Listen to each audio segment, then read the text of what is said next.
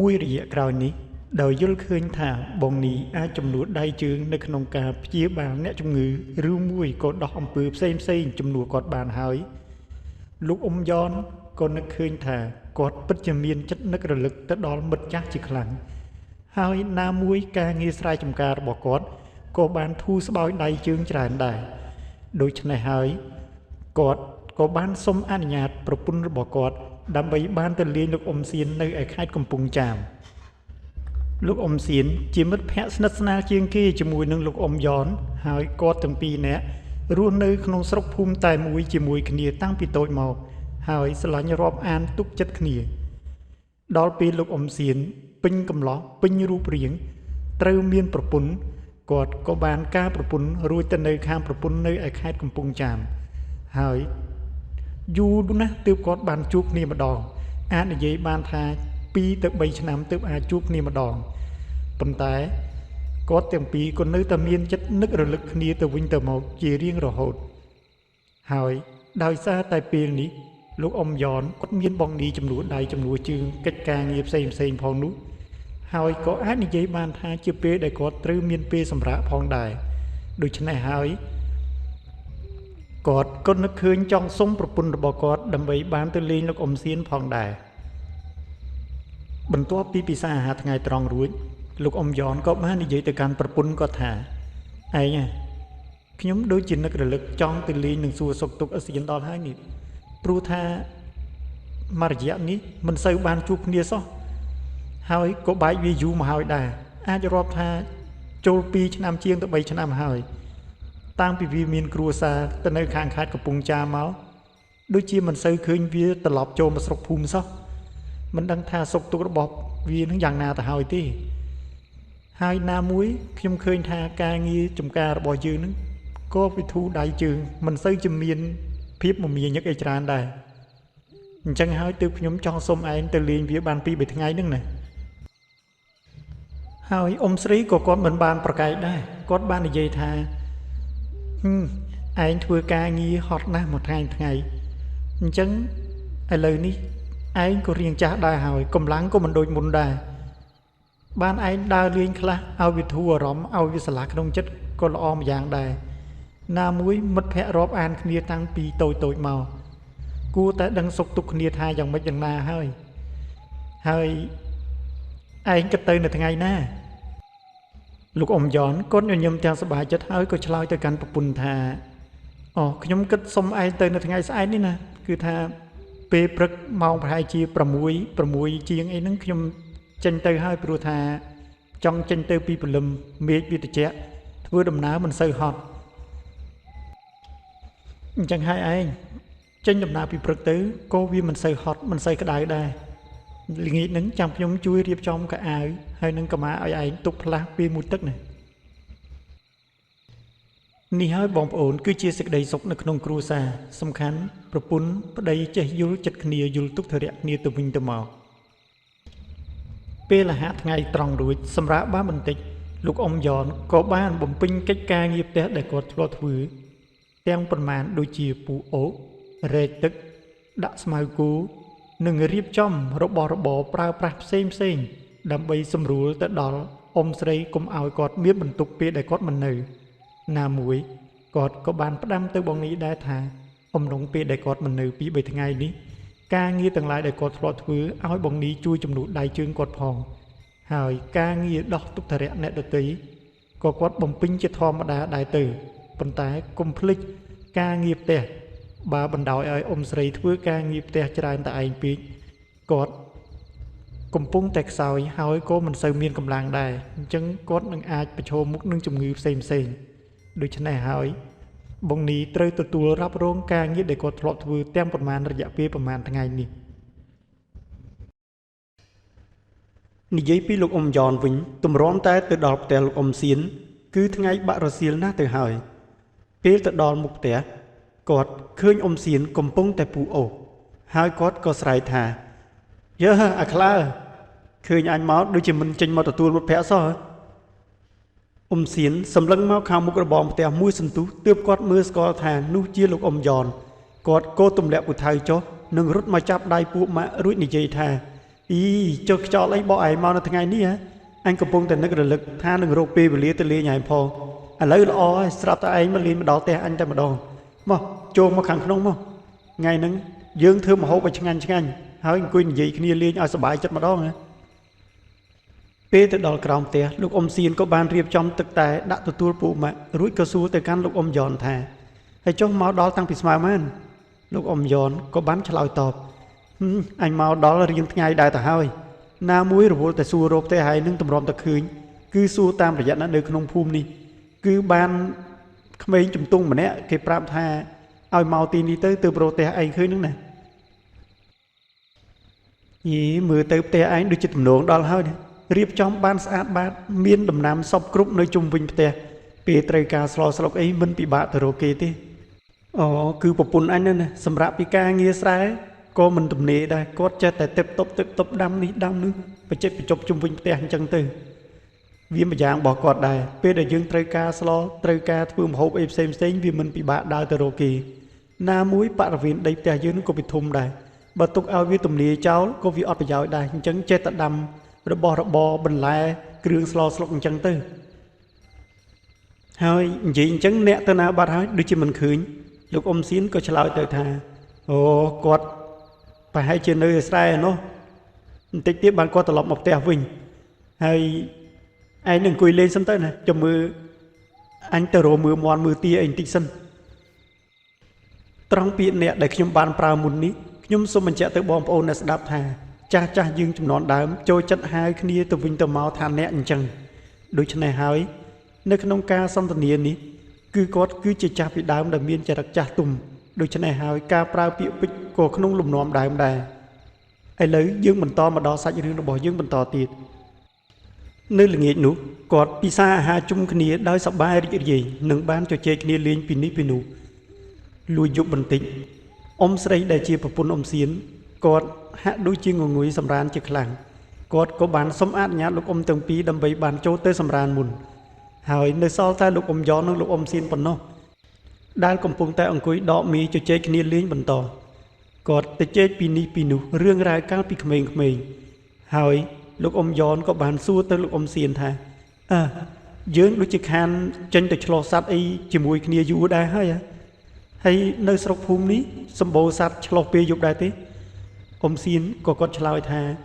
បើនៅជាភូមិនេះដូចជាមិនសូវមានទេតែបើទៅដីបឹងខាងក្រោយមានព្រៃគឺសម្បូរសัตว์ឆ្លោះដែរមិនឯងចង់ទៅឆ្លោះសัตว์ជាមួយនឹងយើងដែរទេនៅយប់នេះ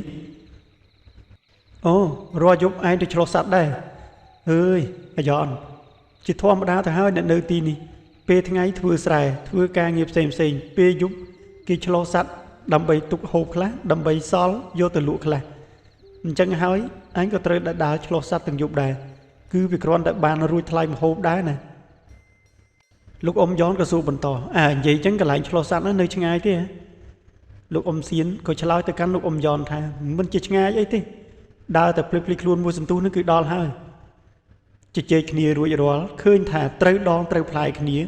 ក៏យល់ស្របគ្នាថាគាត់នឹងចេញទៅឆ្លោះសัตว์ទាំងពីរនាក់នៅយប់នេះតែម្ដងដោយលោកអ៊ំសៀនបានត្រៀមទ្រុងកង្កែបក៏ដូចជាស្នក៏ដូចជាពិលពាក់នៅលើក្បាលផ្សេងដើម្បីត្រៀមចេញទៅជាមួយអ៊ំយ៉នឆ្លោះសัตว์នៅយប់នេះនៅយប់នោះគ្រាន់តែគាត់ដើរលេងនៅតាមភ្លឺស្រែគាត់ចាប់បានកង្កែបបានត្រីច្រើនគួរសមដែរប៉ុន្តែលោកអ៊ំយ៉ននៅតែចង់បានសัตว์ស្លាបធំទើបគាត់សួរទៅលោកអ៊ំសៀនថាចុះកន្លែងដែលឆ្លោះសัตว์បានសัตว์ធំនោះគឺនៅឆ្ងាយពីនេះទៀតទេលោកអ៊ំសៀនក៏គាត់បន្តថាដើរទៅមុខទៀតទៅដល់ហើយនោះហើយឃើញល្អឃើញដើមឈើធំខ្ពស់មកដុំនោះទេគឺវានៅកន្លែងនឹងឯងតែមើលទៅទឹកមុខអ៊ំសៀនពេលនោះហាក់ដូចជាមិនសូវចង់ទៅទីនោះឡើយហើយលោកអ៊ំយ៉នគាត់ក៏ចេះតែទទូចឲ្យអ៊ំសៀនជូនទៅអ៊ំសៀនគាត់ក៏ចេះតែឆ្លើយថាយើងរមហូបប៉ុណ្ណឹងដូចជាច្រើនដែរហើយចាំមើលថ្ងៃក្រោយទៅដូចជាមិនបាច់ទៅដល់រោគឆ្លោះសัตว์នៅកន្លែងនោះទេលោកអ៊ំយ៉នគាត់ឃើញអាការៈអ៊ំសៀនហាក់ដូចជារៀងភ័យបន្តិចគាត់ក៏សួរទៅកាន់អ៊ំសៀនថាយ៉ាងម៉េចហើយខ្លាចអីមែនហើយកុំប្រាប់អញថាចាស់ចំណាស់នេះហើយខ្លាចខ្មោចលោកអ៊ំសៀនគាត់នៅតាក់ទើបន្តិចក៏គាត់ឆ្លើយថាបើមិនខ្លាចយ៉ាងម៉េច បើកន្លែងតួដែរប្រងតែឆ្លោះសัตว์នឹងវាលងសាហាវមែនហ្នឹងលោកអ៊ំយ៉នគាត់ក៏និយាយថាចុះគេនៅតែគេតើយើងទៅបៀតបៀនអីគេពេលដែលចូលទៅដល់នោះយើងប្រាប់គេទៅថាយើងគ្រាន់តែមករកមហូបចំណីតែប៉ុណ្ណោះមិនបានទៅបៀតបៀនគេទេតែប៉ុណ្្នឹងទៅវារួចរាល់ហើយលោកអ៊ំសៀនក៏និយាយបន្តថាហើយនិយាយតែមាត់ចេះតែស្រួលហើយអញថ្ងៃមុននោះប៊ីតែព្រលឹងចេញស៊ីផលិតបាត់ទៅហើយទើបអញនេះវារៀងរអាលនោះឥឡូវឯងពិតជាចង់ទៅមែនអីបើឯងចង់ទៅមែនអញជូនទៅប៉ុន្តែអញសុំនៅក្រៅហើយវើយអញមិនចូលទៅដល់ក្នុងកន្លែងជំរុំដើមឈើដែលមានសត្វនឹងទេលោកអ៊ំយ៉នក៏សើចហើយនិយាយបន្តថាមកចូលមកមានគ្នាពីរនាក់ហើយនៅខ្លាចអីទៀតហ៎ចូលមកគេមិនធ្វើអីយើងទេហើយណាមួយអញនៅនឹងដែរពួកនឹងវាមិនហ៊ានធ្វើអីទេគាត់និយាយរួចក៏សើចរបៀបថាគាត់និយាយលេងបន្លំមែនតាមពិតលោកអ៊ំយ៉នគាត់គឺជាគ្រូអាគមគាត់មិនតែខ្លាចទេអារឿងខ្មោចកពិចកប៉ុកអស់នឹងនោះតែដោយសារតែលោកអ៊ំសៀនគាត់មិនទាន់ដឹងពីសមត្ថភាពពិតដូច្នេះហើយគាត់ក៏នៅតែចេះខ្លាចរអាជាធម្មតានោះទេពេលដែលគាត់ចូលទៅដល់ទួលដែលមានដើមឈើច្រើននោះគឺពិតដូចជាលោកអ៊ំសៀននិយាយមែនគឺគាត់ចូលទៅមានអារម្មណ៍ថាត្រជាក់ឆ្អឹងខ្នងហើយនឹងព្រឺក្បាលខ្ញាក់គាត់ដឹងថាគឺពួកនោះប្រកាសជានៅទីនោះច្បាស់ណាស់បើកលេចមើលទៅកាន់អ៊ំសៀនវិញគឺគាត់ញ័រដូចជាកូនសត្វអញ្ចឹងនិយាយបានថាដូចជាកំពុងតែឈរកណ្ដាលក្របភ្លៀងត្រជាក់អញ្ចឹងគឺសឹងតែរំដំថ្កៀមតែម្ដងគាត់ក៏ចេះតែដើរសសៀគៀកដៃគ្នាជាមួយនឹងលោកអ៊ំយ៉នពេលនោះលោកអ៊ំយ៉នក៏និយាយថាយើងនៅភពផ្សេងគ្នាកុំបៀតបៀនគ្នាអីខ្ញុំនិងពួកម៉ាក់គ្រាន់តែមករកម្ហូបអាហារនៅទីនេះប៉ុណ្ណោះបើអ្នកនៅបានសុខហើយអ្នកនៅបានសុខចុះខ្ញុំមិនមកបៀតបៀនអ្នកនោះទេហើយក៏មិនមានបំណងអាក្រក់អ្វីដែរភ្លាមនោះខ្យល់ក៏បក់មកមួយវឹបហើយសំឡេងបំពាកូនក៏លឺនៅក្នុងត្រចៀករបស់អ៊ំយ៉នប៉ុន្តែគាត់មិនចាប់អារម្មណ៍អ្វីនោះទេគាត់ជាមួយនឹងអ៊ំសៀនគឺប្រញាប់ប្រញាល់ដើរចាប់សត្វដែលគាត់ឃើញថាសត្វណាដែលត្រូវចាប់សត្វណាដែលមិនត្រូវចាប់តែប៉ុណ្ណោះហើយពិតជាមានសត្វច្រើនមែនគឺវាដេកត្រៀបត្រាពេញលើមេឈើតែម្ដងហើយមូលហេតុដែលមានសត្វច្រើនដូច្នេះគឺអ្នកដែលដើរឆ្លងសត្វផ្សេងភាគច្រើនគឺពួកគាត់មិនហ៊ានមកដល់ទីនេះនោះទេដូច្នេះហើយទើបធ្វើឲ្យសត្វនៅទីនេះសម្បូរជាខ្លាំង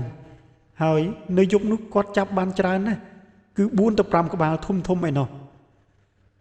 ហើយក៏មិនមានរឿងអ្វីកើតឡើងចំពោះពួកគាត់ដែរគឺគាត់ត្រឡប់មកផ្ទះវិញជាធម្មតាលុះព្រឹកឡើងប្រពន្ធរបស់អ៊ំសៀនក៏យកសត្វដែលលោកអ៊ំយ៉ននិងលោកអ៊ំសៀនរកបានកាលពីយប់មិញយកមកធ្វើម្ហូបគឺគាត់ស្លខ្លះគាត់ប្រឡាក់អាំងខ្លះនិយាយរួមទៅគឺឈ្ងុយមែនទែន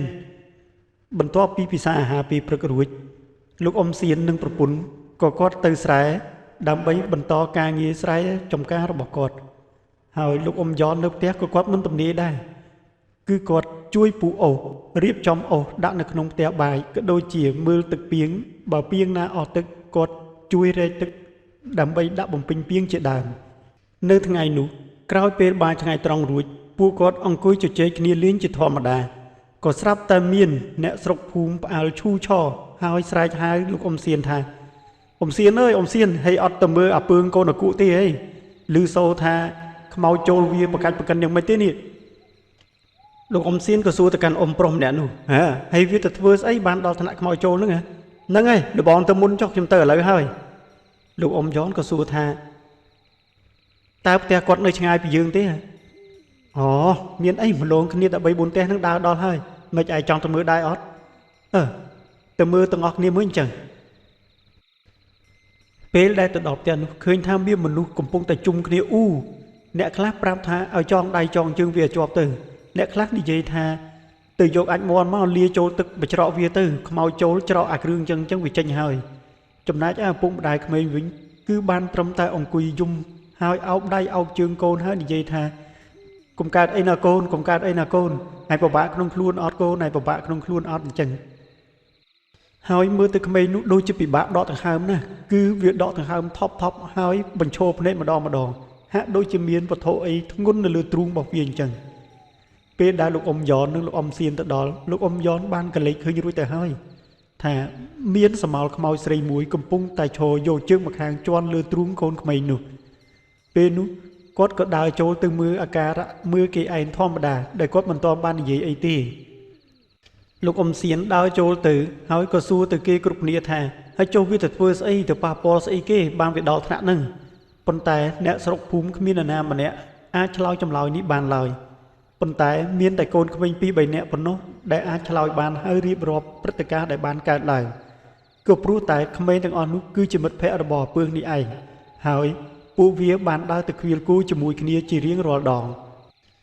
ក្មេងនោះវាបានរៀបរាប់ថាដំបូងឡើយគឺវាបានដាក់ស្មៅឲ្យគោស៊ីជាធម្មតាហើយឲ្យគោផឹកទឹក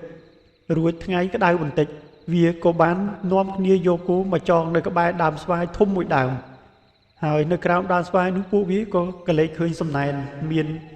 បាយកញ្ចប់ហើយក៏មានមាន់ស្ងោរនៅទីនោះដែរប៉ុន្តែពួកវាមិនហ៊ានប៉ះពាល់នោះទេគឺមានតែពើមួយទេដែលសម្លឹងទៅសំណែននោះហើយវាហាក់ដូចជាចង់ស៊ីសំណែននោះខ្លាំងណាស់ពេលនោះក្មេងៗវានិយាយថាវាក៏បាននិយាយទៅកាន់អំពើដែរថាហេហើយកុំទៅប៉ះពាល់របស់ចឹងចាស់ចាស់គាត់សែនឲ្យខ្មោចឲ្យអីទេហើយប្រយ័ត្នខ្លួនផងទៅមកយើងនៅឲ្យឆ្ងាយឆ្ងាយពីកន្លែងហ្នឹងទៅច្រកតែមលុបហើយបើឃ្លានបេះស្វាយបេះអីស៊ីទៅព្រោះដើមស្វាយហ្នឹងក៏វាមានផ្លែដែរហើយពួកវាទម្លាប់ជាធម្មតាគឺតែងតែបុកអំបិលម្ទេសចេញពីផ្ទះទៅរហូតហ្នឹងបើមិនបេះស្វាយទេក៏វាបេះពុត្រាព្រៃដើរវាដុះនៅតាមភ្លឺស្រែឬក៏តាមព្រៃទ្រុបមានផ្លែមួយគ្រាប់ពីរគ្រាប់អីហ្នឹងតាមដើមហើយចេះតែដើរសន្សំមានពុត្រាខ្លះមានស្វាយខ្លះចឹងទៅហើយពួកវាក៏រត់លេងជាធម្មតាមុជទឹកមុជអីនៅក្បែរហ្នឹងទៅហើយថ្ងៃនោះពួកវាថាពួកវាក៏បុកអំបិលម្ទេសទៅពីផ្ទះដែរគឺដើម្បីបេះផ្លែស្វាយហ្នឹងយកមកហូបនៅក្រោមដើមស្វាយហ្នឹងឯងរួចហើយសម្រាប់ពេលថ្ងៃត្រង់ពេលនោះពួកវាគឺបានស៊ីស្វាយជុំគ្នាហើយញ៉ែមគ្នាលេងសប្បាយណាស់ហើយក៏នាំគ្នាទៅរត់លេងហែលទឹកនៅស្រះនៅក្បែរនោះទៅអត់តែអពើមួយទេគឺវានៅអង្គុយក្រោមដើមស្វាយខ្ញុំមិននឹកស្មានថាវាហ៊ានទៅប៉ះពាល់ទៅស៊ីមាន់ស្ងោរសំណែនដែលគេដាក់ក្រោមដើមស្វាយនោះទេពេលដែលខ្ញុំឡើងមកវិញឃើញថាអពើវាកំពុងតែអង្គុយហែកមាន់នោះស៊ីបាត់ទៅហើយបើមួយសន្ទុះក្រោយមកវាក៏ចាប់ផ្ដើមប្រឈរភ្នែកហើយកត្រាក់ដៃកត្រាក់ជើងដំបូងពួកខ្ញុំស្មានតែវាធ្វើលេងទើបនិយាយថាបានហើយឯងនោះកុំប៉ិនលេងសើចខ្លាំងពេកហ៎មកក្រោកមកទៅដឹកគោដឹកអីហើយលាងគោលាងអីឲ្យស្អាតផងនឹងអាងបានទៅផ្ទះជុំគ្នាវិញប៉ុន្តែវានៅតែបន្តប្រកាច់ត្រាក់ដៃត្រាក់ជើងបញ្ឈប់នេះដដែលទើបខ្ញុំមិនស្រួលក្នុងចិត្តហើយខ្ញុំគិតថាប្រហែលជាមានរឿងមែនទែនហើយបានជាខ្ញុំរត់មកភូមិហៅពូមីហ្នឹងណាពេលនោះលោកអ៊ំយ៉នគាត់ក៏ចាំមើលហើយប្រុងនឹងជួយដែរប៉ុន្តែគាត់មិនទាន់លូកដៃនោះទេព្រោះគាត់ចាំមើលថាតើអ្នកស្រុកភូមិនៅទីនេះមានអ៊ំចាស់ចាស់ណាដែលគាត់ចេះឬក៏អត់ព្រោះថាបើមានអ្នកចេះហើយគាត់លូកដៃជួយនោះហាក់ដូចជាយកមុខមាត់និងកាត់មុខកាត់មាត់គេអញ្ចឹងតែដល់តែមើលទៅគ្មានអ្នកណាមួយហាក់ដូចជាយល់ដឹងរឿងបណ្ដេញខ្មោចព្រាយនោះទេភ្លាមនោះលោកអ៊ំសៀនក៏និយាយថាអាយ៉នក្រែងឯងធ្លាប់ហាត់រៀនដែរតែជួយគេផងទៅលោកអ៊ំយ៉នគាត់ក៏និយាយទៅកាន់អ៊ំសៀនថាអញជួយគង់តែជួយទេតែអញចាំមើលសិនក្រែងលោមានអ៊ំចាស់ចាស់នៅទីនេះគាត់ចេះលោកអ៊ំសៀនគាត់និយាយថាគ្មានទេនៅទីនេះគ្មានអ្នកណាគេចេះអារ៉ាបៀនអញ្ចឹងទេជួយក្មេងៗផងទៅពេលនោះលោកអ៊ំយ៉នក៏ដើរចូលទៅហើយគាត់ក៏បានលាបាតដៃដាក់នឹងក្បែរមាត់ហើយសូត្រគាថាអ្វីមិនដឹងទេផ្លុំដាក់ចូលបាតដៃរួចគាត់ក៏ច្បូតក្បាលក្មេងនោះច្បូត2 3ដង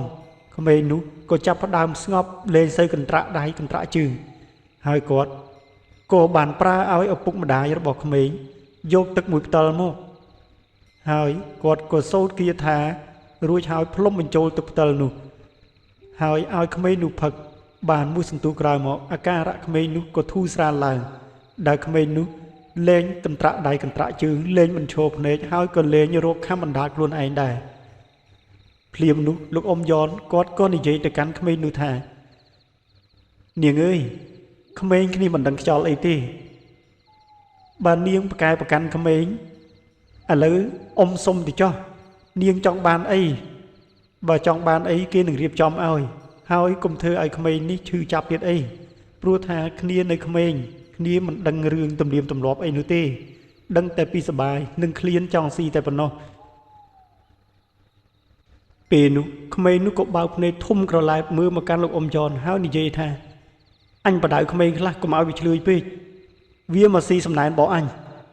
គេដាក់សែនមន់ឲ្យអញមិនទាន់បានស៊ីជាមួយកូនផងវាមកហែកស៊ីអញខឹងណាស់អញបដៅវាចិត្តអញចង់ទៅយកវាទៅនៅជាមួយផងលោកអ៊ំយ៉នក៏និយាយទៅកាន់ខ្មោចនោះថានាងគឺជាខ្មោចដែលមានកូនបំពេកូនកាលពីយប់នោះមែនទេមែនហើយអញជាខ្មោចនៅដើមស្វាយនោះហើយវាប្រហើនណាស់វាមកស៊ីសំណែនរបស់អញលោកអ៊ំយ៉នក៏និយាយទៅថាឥឡូវនាងចេញទៅពីខ្លួនក្មេងនេះចុះហើយចំពោះសំណែនចាំខ្ញុំឲ្យគេរៀបចំសារជាថ្មីឲ្យណាខ្មោចនោះនៅស្ងៀមបន្តិចហើយក៏និយាយទៅកាន់លោកអ៊ំយ៉នថាបើថារៀបឲ្យមានរបៀបរៀបរយហើយកុំឲ្យអាណាទៅរំខានទៅប៉ះពាល់សំណែនអញទៀតលើកនេះអញគ្រាន់តែពមៀនក្មេងនឹងឲ្យវាដឹងកុំឲ្យវាចិត្តតែហ៊ានពេកឥឡូវពេលដែលអញទៅវិញកុំភ្លេចឲ្យអ្នកស្រុកភូមិនេះរៀបចំសំណែនឲ្យអញផងហើយយកទៅដាក់ឲ្យអញនៅយប់នេះពេលនោះលោកអ៊ំយ៉នសូត្រអ្វីមិនដឹងទេបានមួយសន្ទុះក្មេងនោះក៏សន្លប់បាត់មាត់ឈឹងហើយគាត់ក៏និយាយទៅកាន់ឪពុកម្ដាយក្មេងថាបានហើយអស់អីហើយគេចេញទៅបាត់ហើយដោយសារតែក្មេងនេះគ្នាខ្សោយអញ្ចឹងហើយឲ្យគ្នាសម្រាកទៅហើយទៅដាំបបរសមួយចានផងពេលដែលក្មេងដឹងខ្លួនឡើងឲ្យក្មេងនឹងវាញ៉ាំបបរទៅដើម្បីឲ្យឆាប់មានកម្លាំងឡើងមកវិញហើយយប់នេះពីរនាក់ឯងយកសំណែនទៅជាមួយខ្ញុំមិនបាច់ខ្លាចនោះទេមានខ្ញុំទៅជាមួយហើយយើងដាក់ឲ្យគេហើយត្រឡប់មកវិញរឿងគឺវាចប់ហើយពេលនោះអ្នកស្រុកភូមិនាំគ្នាមើលមុខលោកអ៊ំយ៉នគ្រប់គ្នាដោយគេមិននឹកស្មានថាមានអ្នកអាចដោះស្រាយបញ្ហាតាមរយៈផ្លូវក្នុងនេះបានដោយងាយស្រួលដូច្នេះសោះ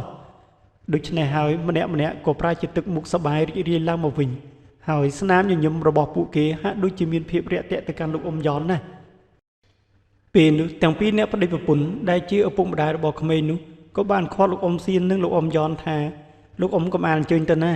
នៅពិសាបាយផ្ទះខ្ញុំនៅល្ងាចនេះហើយខ្ញុំធ្វើម្ហូបពិសាបាយជុំគ្នាជាមួយលោកអ៊ំម្ដងលោកអ៊ំយ៉នគាត់ប្រកែកដែរក៏ប៉ុន្តែប្រកែកយ៉ាងណាក៏ពួកគេមិនព្រមហើយពួកគេនៅតែនិយាយទទូចសុំឲ្យគាត់ពិសាបាយនៅទីនោះដូច្នេះហើយគាត់ក៏យល់ព្រមហើយនៅល្ងាចនោះលោកអ៊ំយ៉នលោកអ៊ំសៀនរួមទាំងចាស់នៅក្នុងភូមិហើយនឹងឪពុកម្ដាយរបស់ក្មេងនោះគឺពិសាអាហារជុំគ្នាជជែកគ្នាសប្បាយរីករាយណាស់ហើយក៏ដកមីជជែកគ្នាលេងរហូតដល់យប់ជ្រៅ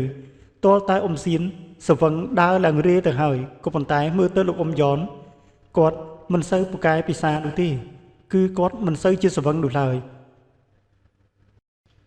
លុះព្រឹកស្អែកឡើងក៏ជាដល់ពេលកំណត់ដែលលោកអ៊ំយ៉នត្រូវត្រឡប់មកផ្ទះវិញពេលព្រឹកឡើងមុននឹងគាត់ឡើងឡានគាត់បានឃើញប្តីប្រពន្ធ2នាក់រួមជាមួយនឹងចាស់នៅក្នុងភូមិ2 3នាក់ទៀតម្នាក់សុទ្ធតែមានរបស់របរជាប់នឹងដៃមានដូចជាត្រីឆ្អើបន្លែពេញប៉ោះហើយប្តីប្រពន្ធ2នាក់នោះក៏បានជូនអង្កርከន្លះបេទៅដល់លោកអ៊ំយ៉នផងដែរគាត់ទទួលរួចហើយនិយាយថាអរគុណខ្ញុំជម្រាបលាហើយថ្ងៃក្រោយជួបគ្នាទៀតបើមានឱកាសហើយជូនពរទាំងអស់គ្នាសុខសប្បាយផងហើយអ្នកស្រុកភូមិក៏បានលើកដៃសំពះទៅកាន់លោកអ៊ំយ៉នហើយនិយាយដូចគ្នាថាជូនពរបងសុខសប្បាយតាមផ្លូវដូចគ្នាលោកអ៊ំយ៉នឡើងឡានរួចឡានក៏បានបើកចេញទៅហើយពួកគេក៏នៅតែឈរសម្លឹងមើលឡានទាំងទឹកមុខញញឹមដដែលលោកអ៊ំយ៉នបន្តទៀតថាពេលនោះគាត់ត្រឡប់មកដល់ផ្ទះមិនទាន់ទាំងបានពីអាទិត្យស្រួលបួលផងពេលដែលគាត់កំពុងតែធ្វើការងារនៅខាងក្រោយផ្ទះស្រាប់តែប្រពន្ធរបស់គាត់បានស្រែកថាឯងមានមិត្តភ័ក្តិមករកនៅមុខផ្ទះណែចេញមកមុខបន្តិចមើលពេលនោះគាត់មានការឆ្ងល់ជាខ្លាំងថាមានមិត្តភ័ក្តិណាទៀតហើយមករកគាត់ក៏បានចេញទៅមុខផ្ទះមើលគាត់ពិតជាស្រឡាងកាំងនឹងប្លែកចិត្តជាខ្លាំង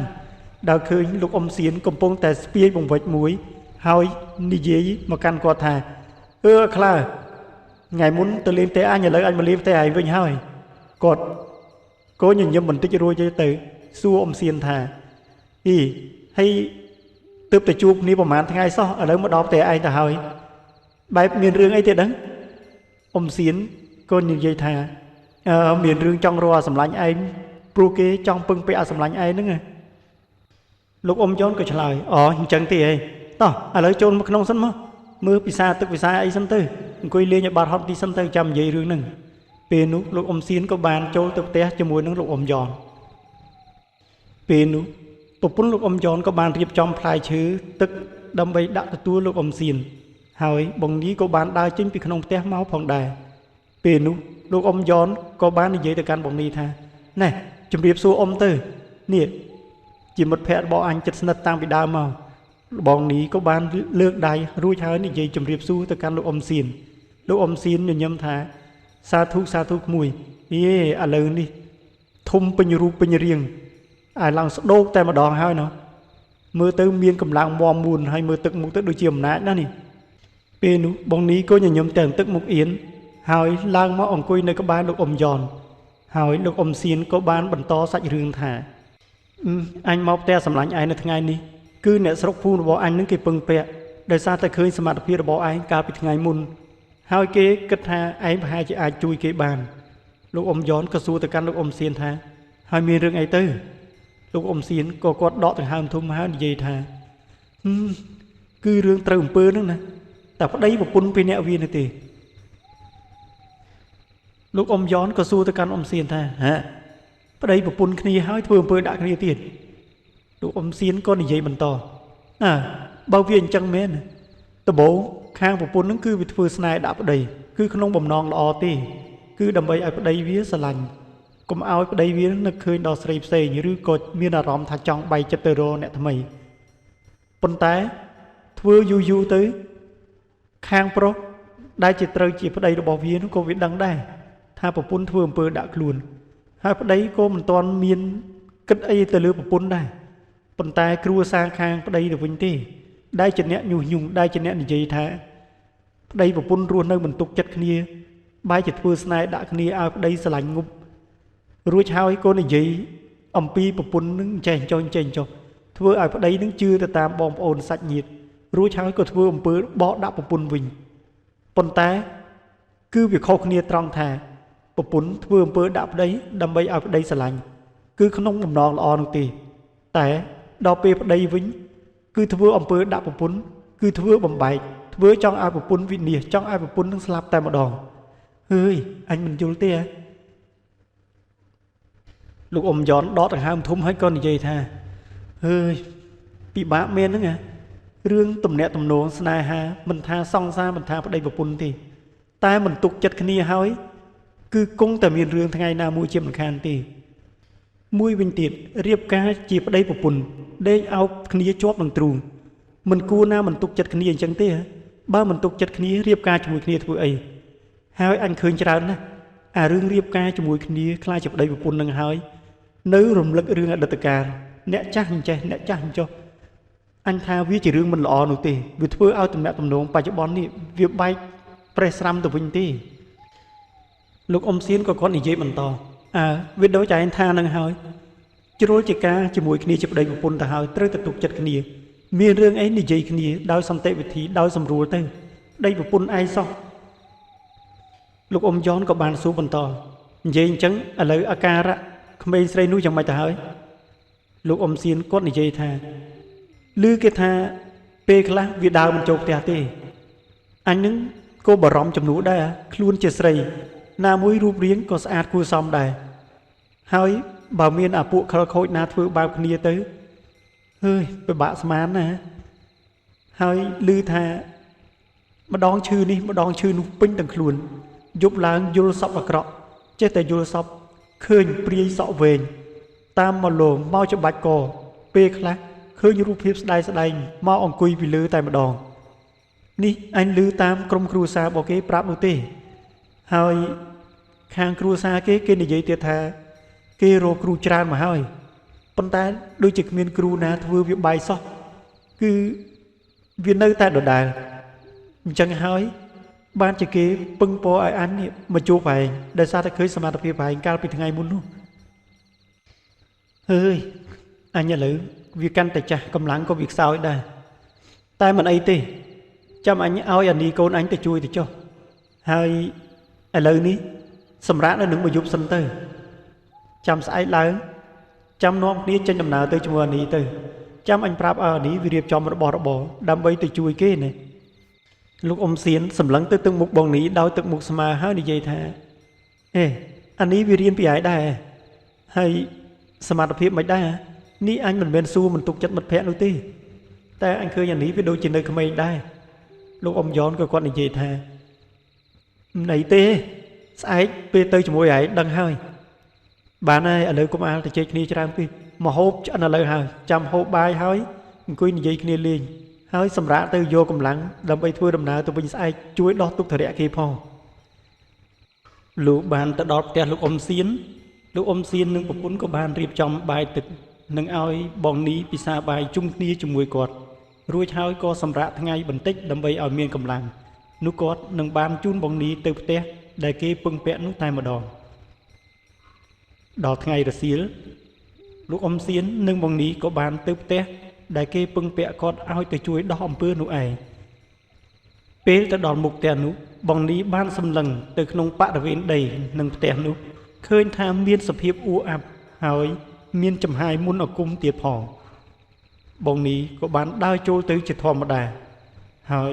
គាត់ក៏បាននិយាយជម្រាបសួរទៅកាន់អ៊ំប្រុសអ៊ំស្រីដែលជាឪពុកម្ដាយរបស់បងស្រីជនរងគ្រោះនោះអ៊ំប្រុសអ៊ំស្រីក៏បានសួរទៅកាន់បងនីថានឹងឯងជាគ្រូដែលខ្ញុំឲ្យសៀនទៅពឹងពាក់ដើម្បីមកជួយដោះស្រាយបញ្ហាកូនស្រីខ្ញុំនោះបងនីគាត់ញញឹមបន្តិចក៏ឆ្លើយថាបាទអ៊ំប្រុសអ៊ំស្រីគាត់ក៏អញ្ជើញបងនីចូលទៅខាងមុខផ្ទះដើម្បីអង្គុយលេងនៅក្រែមុខផ្ទះសិនប៉ុន្តែបងនីគាត់និយាយថាអត់អីទេអ៊ំឥឡូវខ្ញុំសុំដើរមើលបរិវេណជុំវិញផ្ទះអ៊ំបន្តិចបានទេអ៊ំប្រុសអ៊ំស្រីក៏គាត់និយាយថាមិនអីទេលោកគ្រូដើរមើលចុះព្រោះថាខ្ញុំពឹងពាក់លោកគ្រូឲ្យមកជួយដោះស្រាយបញ្ហានឹងហើយមើលលោកគ្រូមើលហើយមានអីត្រូវផ្ដាំផ្ញើចាំប្រាប់ខ្ញុំមកបងនី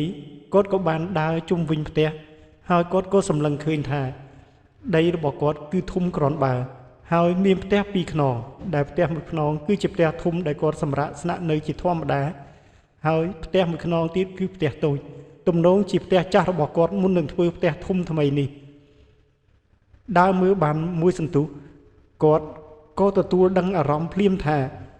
ប្រកាសជាមានអ្វីនៅក្នុងបរិវេណដីផ្ទះរបស់អ៊ំប្រុសអ៊ំស្រីនេះហើយប៉ុន្តែគាត់មិនទាន់និយាយអ្វីនោះទេគាត់ក៏ត្រឡប់មកខាងមុខផ្ទះហើយអង្គុយលេងជាមួយអ៊ំប្រុសអ៊ំស្រីវិញហើយនិយាយទៅកាន់អ៊ំប្រុសអ៊ំស្រីថាអ៊ំតើផ្ទះតូចនៅខាងនោះគឺជាផ្ទះអ៊ំនៅពីមុនមែនទេអ៊ំប្រុសអ៊ំស្រីគាត់ក៏និយាយថាបាទលោកគ្រូគឺជាផ្ទះចាស់ដែលខ្ញុំធ្លាប់នៅពីមុនហើយខ្ញុំរកស៊ីទៅវាកាក់កបគ្រាន់បើដែរទើបអាចមានលទ្ធភាពធ្វើផ្ទះថ្មីនៅទីនេះ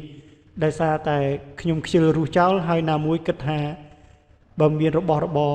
លែងប្រើប្រាស់អីចង់យកវាទៅដាក់នៅក្នុងផ្ទះនោះទៅដើម្បីកុំឲ្យវាចង្អៀតផ្ទះធំនេះពេកទើបទុកវារហូតមកដល់សពថ្ងៃនេះទៅហើយលោកគ្រូសួរមានការអីមែនទេបងនេះក៏គាត់ឆ្លើយទៅកាន់អ៊ំប្រុសអ៊ំស្រីថាបើសិនជាមិនមានអីវ៉ាន់អីច្រើនទេខ្ញុំចង់សុំអ៊ំប្រុសអ៊ំស្រីស្នាក់នៅក្នុងផ្ទះតូចនោះចុះដើម្បីកុំឲ្យរំខានអ៊ំប្រុសអ៊ំស្រីហើយអីវ៉ាន់មានច្រើនទេអ៊ំប្រុសអ៊ំស្រីក៏គាត់និយាយបន្តគ្មានទេលោកគ្រូគឺមានតែមញ៉េនិងតុកៅអីចាស់បន្តិចទេបើលោកគ្រូចង់ស្នាក់នៅទីនោះចាំខ្ញុំជាមួយប្រពន្ធហើយនឹងកូននាំគ្នាជញ្ជូនចេញមកវិញហើយរៀបចំឲ្យលោកគ្រូចុះបងនេះគាត់ក៏ឆ្លើយថាអរគុណហើយចឹងអ៊ំប្រុសអ៊ំស្រីហើយបងប្អូនឆ្ងល់ទៀតថាហេតុអីបងនេះគាត់មិននៅស្នាក់នៅក្នុងផ្ទះធំបែរជាសុំទៅស្នាក់នៅក្នុងផ្ទះតូចនោះព្រោះគ្រូអាគមដែលជួយដោះអំពើអ្នកដទៃគឺគាត់មិនចង់ឲ្យប៉ះពាល់ដល់ក្រុមគ្រួសារនោះឡើយគាត់ការពារខ្លាចក្រៃលោពេលដែលគាត់កំពុងតែព្យាបាលជំងឺដោះអំពើនោះគាត់នឹងប៉ះអាគមគ្នាជាមួយនឹងគ្រូគេដទៃទៀតដូច្នេះហើយគាត់ក៏ត្រូវការកន្លែងស្ងាត់ដាច់ដោយឡែកផងដែរ បន្ទាប់មកបងនេះក៏សួរទៅកាន់អ៊ំប្រុសអ៊ំស្រីថាហើយចុះអ្នកជំងឺនៅឯណាដែរអ៊ំប្រុសអ៊ំស្រីក៏គាត់និយាយថាអូនៅក្នុងផ្ទះឯនោះលោកគ្រូព្រោះថានាងពូកែដើរពេកជួនបាត់ពី3ថ្ងៃឯនោះហើយណាមួយជាស្រីដែលពេញរូបពេញរាងផងហើយក៏នៅរូបសម្រស់ស្អាតគួរសមដែរខ្ញុំពិតជាពិបាកចិត្តណាស់ពេលដែលឃើញកូនដើរដូចនេះខ្លាចក្រែងតែមានពួកខិលខូចអកតេអត់ខួរមួយចំនួនវាធ្វើរឿងស្មោកគ្រោកលឿននាងទេទើបខ្ញុំសម្រេចចិត្តឃុំនាងនៅក្នុងផ្ទះដូចនេះទៅតើលោកគ្រូចង់ទៅមើលអាការៈនាងមែនទេបងនេះក៏ឆ្លើយទៅកាន់អ៊ំប្រុសអ៊ំស្រីថាជួយនាំខ្ញុំទៅជួបគាត់បន្តិចមកពេលនោះអ៊ំប្រុសអ៊ំស្រីក៏បាននាំបងនេះចូលទៅក្នុងផ្ទះហើយសម្ដៅទៅបន្ទប់មួយដែលមានចាក់សោពេលដែលបើកសោបន្ទប់នោះបងនេះបានឃើញស្រីម្នាក់នោះបានសម្លឹងមកគាត់ដោយបើកភ្នែកធំហើយអ្វីដែលគួរឲ្យខ្លាចទៀតនោះគឺគាត់បានឃើញវិញ្ញាណព្រាយស្រីមួយដែលកំពុងតែនៅតោងកនាងពីក្រោយខ្នងរួចហើយសម្លឹងមើលមកគាត់ដោយទឹកមុខគួរឲ្យខ្លាចហាក់ដូចជាចងគំនុំចង់ស៊ីសាច់គាត់ណាស់អញ្ចឹងគាត់ដឹងច្បាស់ថានោះគឺជាព្រាយដែលគ្រូផ្សេងប្រើមកដើម្បីធ្វើឲ្យក្រុមគ្រួសារនេះក្តៅក្រហាយរស់នៅមិនបានហើយក៏រងចាំរយៈពេលដែលព្រាយនេះត្រូវផ្ដាច់ជីវិតស្រីម្នាក់នេះដែរពេលនឹងស្រីម្នាក់នោះបានបើកភ្នែកធំក្រឡើតសម្លក់មកកាន់បងនេះហើយនិយាយជេរពាក្យអសុរោះមកកាន់គាត់ជាច្រើនតែគាត់មិនបានតបតឬក៏មាត់កអ្វីទាំងអស់គាត់ក៏ងាកមកនិយាយជាមួយនឹងអ៊ំប្រុសអ៊ំស្រីវិញថាតើកូនរបស់អ៊ំត្រូវអំពើគេយូរហើយអ៊ំប្រុសអ៊ំស្រីក៏ឆ្លើយតបវិញថាដូចជាយូរដែរហើយក្មួយជាង1ឆ្នាំហើយអ៊ំខំរកគ្រូដែរតែគ្រូណាក៏មើលមិនត្រូវដែរគឺមិនអាចធ្វើអ្វីព្រាយស្រីនោះបានទេហើយរយៈពេល1ឆ្នាំជាងនេះអ៊ំហាក់ដូចជាចង់ទាល់តម្រេះហើយទើបតែបានលោកបងសៀនមានមិត្តភ័ក្តិមកលេងថ្ងៃមុនហើយគាត់បានជួយបណ្ដេញខ្មោចបំពេកូននៅដើមស្វាយឲ្យក្មេងៗដែលត្រូវខ្មោចចូលនោះទើបអ៊ំប្រាប់ឲ្យសៀនមកសុំពឹងពាក់ឪពុកក្មួយហើយនឹងក្មួយនឹងណាបងនេះក៏ឆ្លើយតបបាទអ៊ំឥឡូវអ៊ំប្រុសអ៊ំស្រីជួយខ្ញុំរឿងមួយគឺអ៊ំប្រុសអ៊ំស្រីជួយពឹងពាក់រោគមនុស្សចាស់ដែលគាត់ចេះកាត់សធរបាយសីដើម្បីជួយរៀបចំផងណា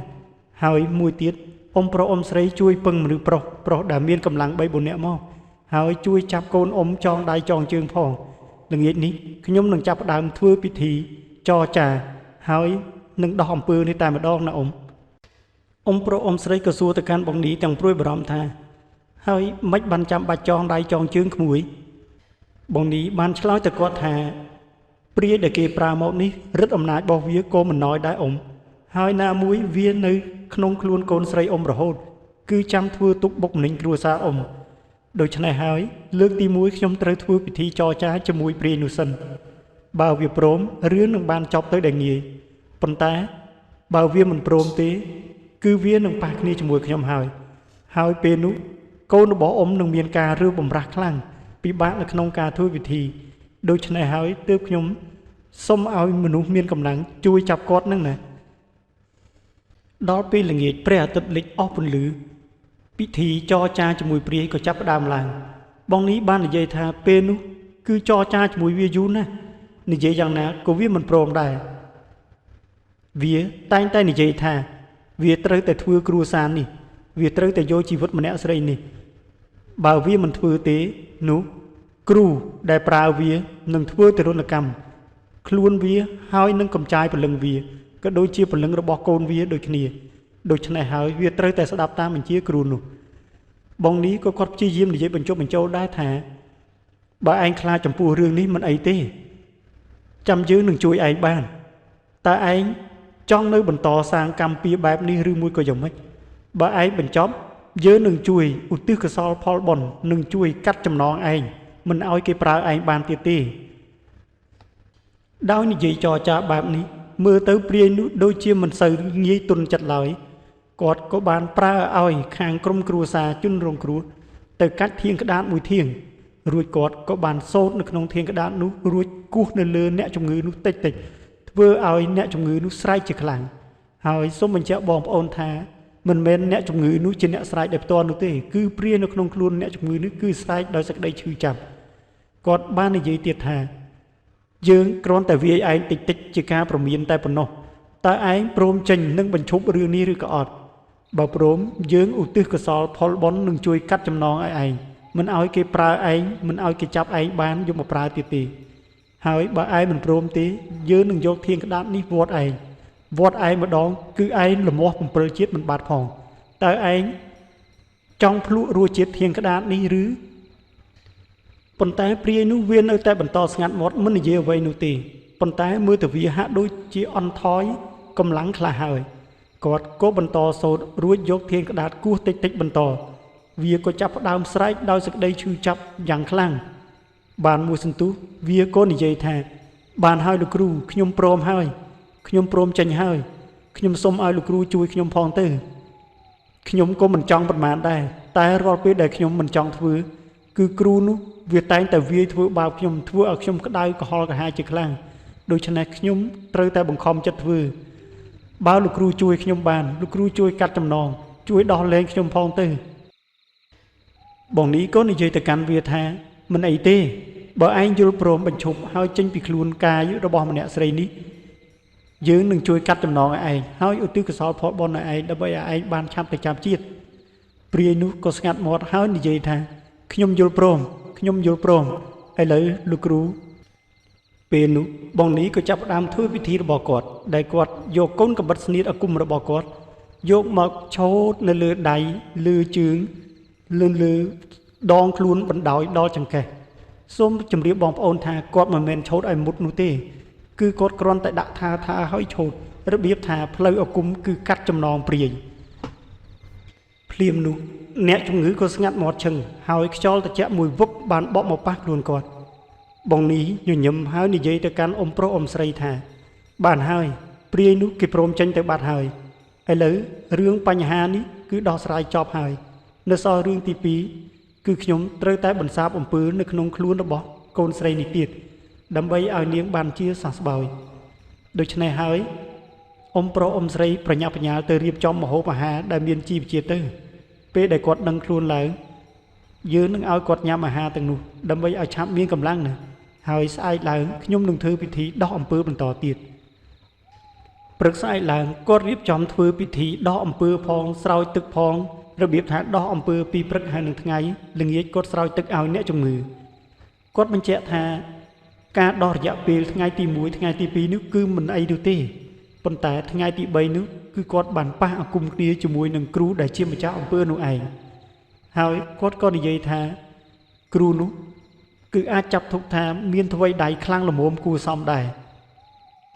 នៅថ្ងៃនោះគឺម៉ោងប្រហែលជា7ជាងទៅហើយគាត់កំពុងតែអង្គុយលេងជាមួយនឹងក្រុមគ្រួសារ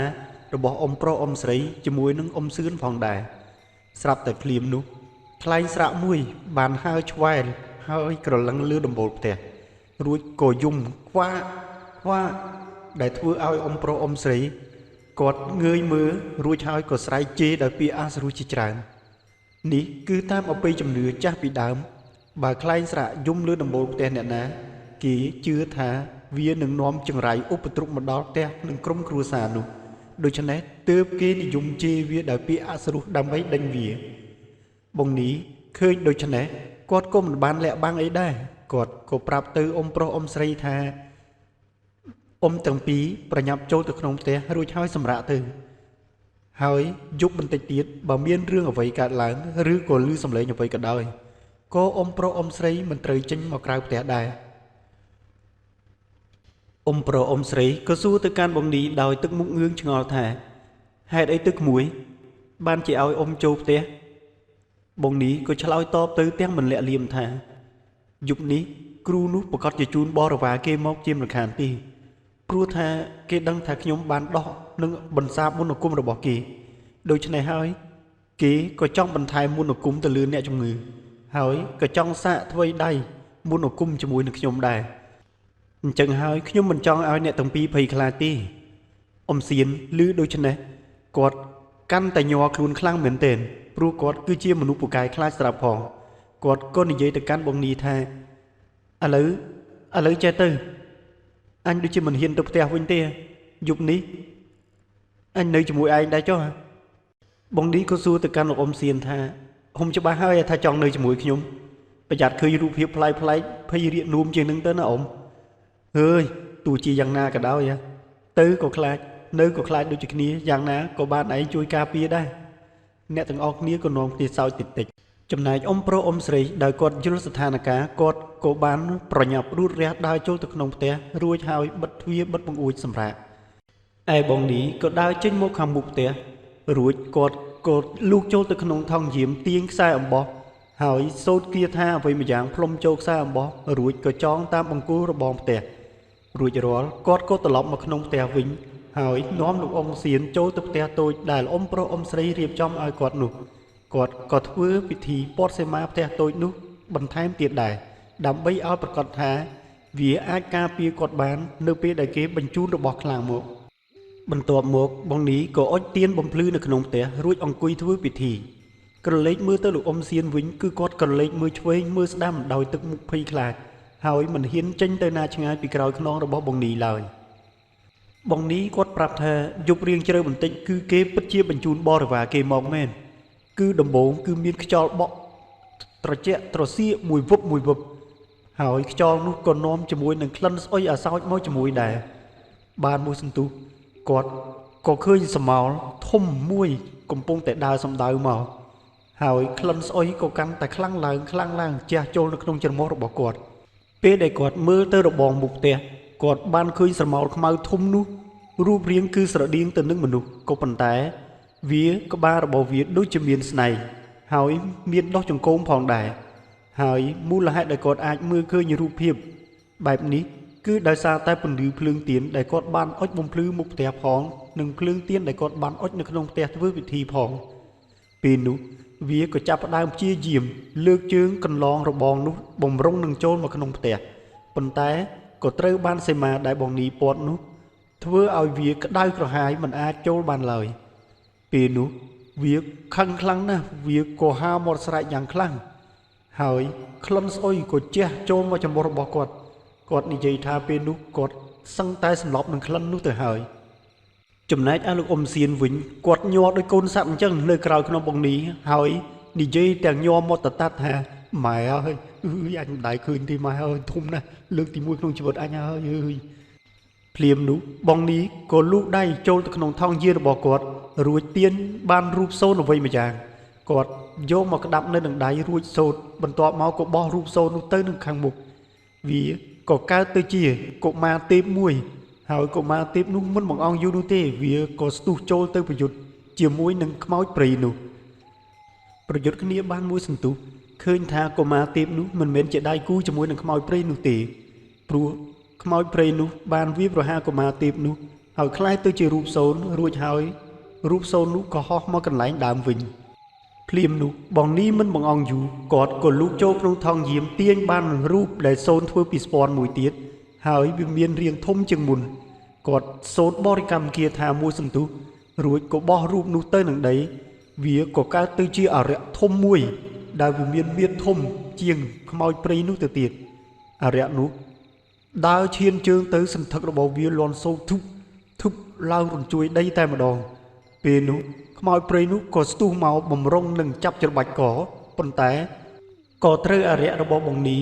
ចាប់កវាជាប់រួចបោកផ្ទុបទៅនឹងដីធ្វើឲ្យវាបែកផ្កាភ្លើងព្រាករួចក៏រលាយរូបសូនឈឹងហើយអរិយរបស់បងនេះក៏คล้ายទៅជារូបសូនដើមវិញរួចក៏ធ្លាក់មកនៅខាងមុខថង់យាមរបស់គាត់និយាយពីលោកអ៊ំសៀនវិញគាត់អើតក្បាលចេញពីក្រោយខ្នងរបស់បងនេះរួចសួរថាវាទៅបាត់ហើយវាបាត់ហើយវាចាញ់ហើយបងនេះក៏គាត់និយាយទៅកាន់លោកអ៊ំសៀនថាអ៊ំនៅឲ្យស្ងៀមបន្តិចទៅពេលណាដែលអ៊ំជ្រួលច្បល់អញ្ចឹងវាធ្វើឲ្យប៉ះពាល់ដល់អារម្មណ៍ខ្ញុំកំពុងតែតតាំងជាមួយគេអ៊ំកុំខ្លាចកុំភ័យនៅក្នុងសីមានេះហើយមិនអីទេអ៊ំនៅឲ្យតែស្ងៀមទៅបានមួយសន្ទុះក្រោយមេឃក៏កាន់តែងងឹតស្លុបហើយសន្ធឹកជើងអ្វីមួយហាក់ដូចជាមានមាឌធំបានដើរមកលន់សូតតែធឹបហើយមានផ្កាភ្លើងព្រាកចេញពីបាតជើងរបស់វាផងដែរដល់តែបងនេះខំសម្លឹងមើលទៅនោះគឺជាអរិយដែលអរិយនោះវាធំជាងអរិយដែលគាត់ប្រើមុននេះទៅទៀត អាចនិយាយបានថាមើលទៅគឺវាអំណាចមែនទែនហើយថែមទាំងមានពលឺចេញពលឺថ្ងាសហាក់ដូចជាយន់អ្វីម្យ៉ាងអញ្ចឹងពេលនោះបងនេះគិតក្នុងចិត្តថាបើគាត់នៅតែប្រើរបស់តទល់ជាមួយនឹងវាគឺមិនអាចនោះទេពេលនោះគាត់ក៏ទាញបានសន្លឹកកន្ថាមួយហើយយកសន្លឹកកថានោះមកសូត្រដាស់រយៈពេលយូរគួរសមដែរហើយគាត់ក៏បានទម្លាក់សន្លឹកកន្ថានោះចូលទៅក្នុងទឹកផ្តិលដែលនៅខាងមុខរបស់គាត់បន្ទាប់មកគាត់ក៏សូត្របរិកម្មគាថានោះរហូតទាល់តែសន្លឹកកន្ថានោះរលាយបាត់ពីផ្តិលនោះហើយបងប្អូនដឹងទេថាអាគមដែលគាត់កំពុងប្រើនេះគេហៅថាអាគមអីនេះគេហៅថាអដ្ឋានសេនា100ពេលដែលសន្លឹកកថានោះរលាយបាត់ទៅវាក៏កើតទៅជាតបប្រយុទ្ធជាច្រើនហើយតបទាំងអស់នោះក៏បានចូលទៅប្រយុទ្ធជាមួយនឹងអរិយធំនោះហើយដោយសារតែអរិយធំនោះវាមានតែម្នាក់ឯងវាមិនអាចយកឈ្នះតបដែលកើតចេញពីសន្លឹកកថានោះបានឡើយហើយតបទាំងអស់ក៏ចាប់ផ្ដើមលើកដៃសំពះរួចសូត្រអ្វីមិនដឹងទេក៏คล้ายទៅជាសំណាញ់ភ្លើងធំមួយគឺវាស្តៀងគ្នាជាមួយនឹងអដ្ឋានក្រុងចក្រវាលដែរប៉ុន្តែត្រង់ថាអដ្ឋានសេនា100នេះគឺដំបូងគឺកើតទៅជាតបហើយតបសិតតែមានអនុភាពចេះមុនវិជាការហើយអាចសូត្របង្កើតទៅជាសំណាញ់ភ្លើងបានមកដុតអរិយនោះដែលធ្វើឲ្យអរិយនោះមិនអាចតដៃបានឡើយវាស្រែកដោយសេចក្តីឈឺចាប់ប្រកាច់រនាលពេញនឹងរហូតដល់វារលាយបាត់សូន្យឈឹងតែម្ដងក្រោយពេលដែលកម្ចាត់អរិយនោះបានបងនេះមិនបានឃើញគ្រូអាគមនោះបញ្ជូនអ្វីមកទៀតទេនោះបញ្ជាក់ថាសឹកអាគមនៅយុគនោះក៏ត្រូវបានបញ្ចប់ត្រឹមនេះដែរពេលព្រឹកចូលមកដល់អ៊ំប្រុសអ៊ំស្រីបានរៀបចំអាហារពេលព្រឹកនិងចំណីអាហារជាច្រើនរួចជាស្រេចហើយគាត់ក៏ហៅបងនេះនិងលោកអ៊ំសៀនមកពិសាអាហារជុំគ្នាពេលនោះអ៊ំប្រុសគាត់ក៏បាននិយាយដែរថាយីមិននឹកស្មានថាលោកគ្រូនៅក្មេងសោះប៉ុន្តែមានថ្មីដៃពូកែដល់ម្លឹងយប់មិញនេះណាខ្ញុំបុកពូអស់ហើយប្រពន្ធខ្ញុំនេះគឺគ្នាភ័យឡើងញ័រខ្លួនមិនហ៊ានទៅមើលនោះទេគឺមានតែខ្ញុំទេខ្លាចផងភ័យផងប៉ុន្តែដោយចង់ដឹងពីសមត្ថភាពនិងចង់ឃើញហេតុការណ៍នោះថាតើការប៉ះអាគមគ្នាយ៉ាងណានោះខ្ញុំក៏ចេះតែទ្រាំលោបមើលទៅខ្ញុំគឺនៅតែសរសើរលោកគ្រូមិនដាច់ពីមាត់ទេបងនេះឆ្លើយទៅអ៊ំប្រុសទាំងអៀនតិចៗថាអូមិនអញ្ចឹងពេកទេអ៊ំខ្ញុំគ្រាន់តែចេះតិចតួចតែប៉ុណ្ណោះគ្រាន់នឹងការពារមនុស្សទាំងឡាយដែលគេទុនខ្សោយជាងខ្ញុំហើយនឹងចេះដោះអំពើតិចតួចមិនចាប់ទុកថាខ្លាំងនោះទេអ៊ំប្រុសគាត់សើចរួចនិយាយថានេះបានជាហៅថាអ្នកខ្លាំងដាក់ខ្លួនមែនបន្ទាប់មកពួកគាត់ក៏ពិសាអាហារពេលព្រឹកជុំគ្នាដោយសប្បាយរីករាយហើយក្រឡេកទៅមើលអាការៈរបស់បងស្រីដែលត្រូវអំពើនោះគាត់ក៏បានជាសះស្បើយពីរាងកាយផងដែរពេលដែលកំពុងពិសាអាហារនោះបងនេះក៏សួរទៅកាន់អ៊ំប្រុសអ៊ំស្រីដែរថាតើលោកអ៊ំចង់ធ្វើសងទៅគេវិញដែរឬក៏អត់ដំបូងអ៊ំប្រុសអ៊ំស្រីគាត់ប្រកែកថាមិនចង់ទេតែបងនេះគាត់បានបញ្យល់ថាវាជាអំពើដែលយើងត្រូវផ្ដាច់ឲ្យអស់បើសិនជាយើងមិនធ្វើបកទៅគ្រូដើមវិញទេនោះគ្រូដើមនឹងធ្វើអំពើមកលើកូនស្រីរបស់អ៊ំទៀតហើយនឹងព្យាយាមដាក់អំពើផ្សេងធ្វើឲ្យគ្រួសាររបស់អ៊ំមិនអាចរស់នៅបានសេចក្តីសុខឡើយប៉ុន្តែបើធ្វើសងទៅគេវិញខ្ញុំនឹងជួយកាត់ចំណងស្នេហ៍ប្តីប្រពន្ធនោះឲ្យដាច់ស្រឡះមានន័យថាយើងក៏អាចរកប្តីថ្មីបានហើយប្តីចាស់របស់នាងមុនក៏អាចរកប្រពន្ធថ្មីបានដែរដោយមិនជាប់ពាក់ព័ន្ធកម្មពៀគ្នាអីទៀតនោះទេពន្យល់ដូច្នេះហើយអ៊ំប្រុសអ៊ំស្រីគាត់ក៏នឹកឃើញហើយយល់ព្រមឲ្យបងនេះធ្វើកិច្ចផ្ដាច់ចំណងប្តីប្រពន្ធនិងដោះអំពើផ្សេងដែលមាននៅក្នុងខ្លួនកូនស្រីរបស់គាត់បន្ថែមរួចហើយបងនេះគាត់ក៏បានធ្វើពិធីសងត្រឡប់ទៅគ្រូដើមវិញបានមួយរយៈក្រោយក៏មានដំណឹងលេចឮថាគ្រូដែលដាក់អំពើនោះបានក្លាយជាមនុស្សវិកលចរិតហើយដើរលេងចូលផ្ទះលេងស្គាល់កូនលេងស្គាល់ចៅបាត់ទៅហើយ